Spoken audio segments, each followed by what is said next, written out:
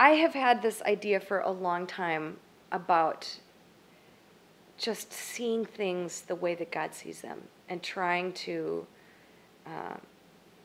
get my vision to be like his vision.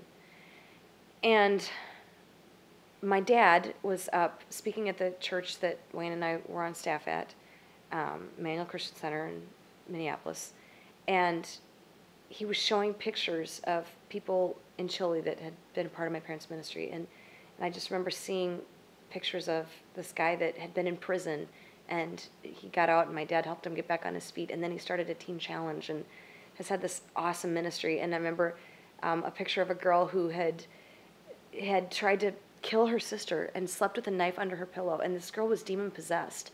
And my parents and my sister had gone to her home and prayed for her, and this girl had been delivered and just had this radical life transformation and ended up marrying a guy in the ministry and just loves the Lord and is really a believer. And seeing these pictures, and that Sunday morning as people were going to the altar, I pulled out this songwriting journal. I just jotted down, "I see Simon, but you see Peter." And that next week was Mardi Gras. And I just had this thought in the forefront of my mind. And, walking around New Orleans, sometimes it's hard to see people beyond the costume that they have on or the lack of clothing that they have on. But to realize, I think sometimes as believers, we see people for their potential. We go, oh, they could be a great man or woman of God. But as he was, Jesus looked at Simon and said, "You are Peter, and on this rock I will build my church." He didn't say, "You're going to be Peter. You have the potential to be Peter." As Simon was, Jesus prophetically called him Peter and saw him for something more than what he actually was. And so just trying to see people as they are, as God sees them. They're God-breathed, God-given giftings and beauty and wonder. And I feel like that is what drew people to Jesus. That, Mary Magdalene might have been a prostitute. She might have been an adulteress.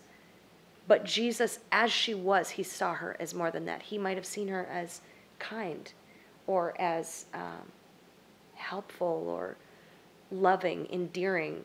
And that, I think, is what moved her to become more than what she was. So we go to Mardi Gras, and we had a session by Cy Rogers, who is just a wonderful friend of Wayne and I.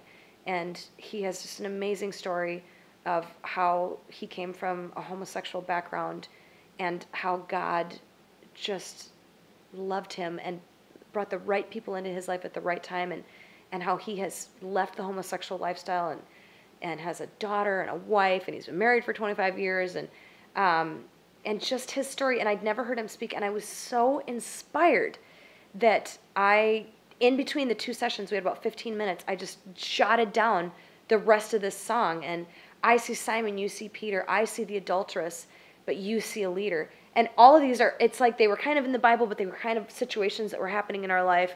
And that song just rolled out, and then we did it that day. And we happened to record it, and like a year later, we were in the studio and looking for songs, and we stumbled on it and went, oh, that's right, we wrote that song at Mardi Gras.